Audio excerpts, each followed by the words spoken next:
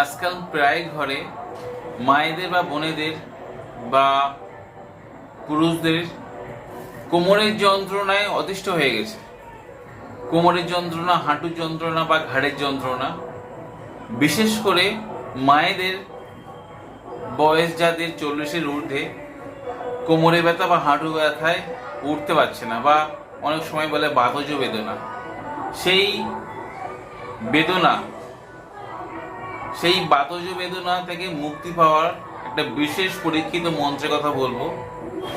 এই মন্ত্রের দ্বারা যে কোনো ধরনের বাতজ বেদনা বা কোমরে ব্যথা, হাঁটু ব্যথা বা ঘাড়ে ব্যথা থেকে আপনারা মুক্তি পাবেন।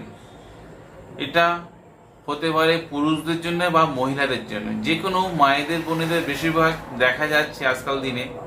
সেসব মায়েরাও এই মন্ত্রের দ্বারা আপনারা প্রয়োগ করুন এবং আপনারা লাভ ওঠান। এটা বিশেষ পরীক্ষিত একটা মন্ত্র। আপনাদের সংগ্রহ করতে হবে ঘানি থেকে ভাঙানো সরষের তেল। এটা শনিবার দিন বা মঙ্গলবার দিন বা অমাবস্যার দিন সংগ্রহ করলে হবে, বা পূর্ণিমার দিন সংগ্রহ করলে হবে।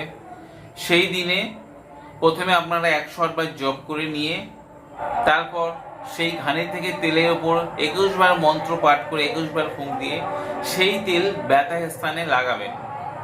দেখবেন আপনারা অবশ্যই উপকার পাবেন।